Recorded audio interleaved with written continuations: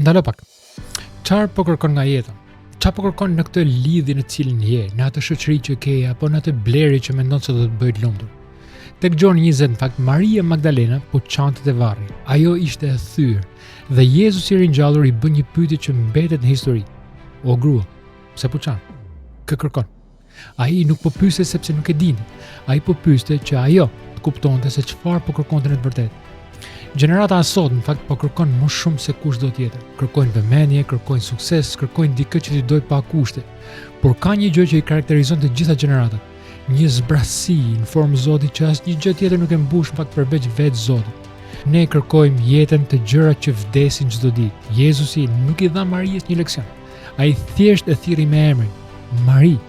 Dhe në atë moment ajo e kuptoi në fakt se nuk po kërkonte një kufon, po kërkonte atë që i jepte kuptimin e jetës së saj. Pyetja e Jezusit sot për ty është e njëjta. Kë po kërkon? Apo kërkon një fe, apo po kërkon një person që të njeh me emër?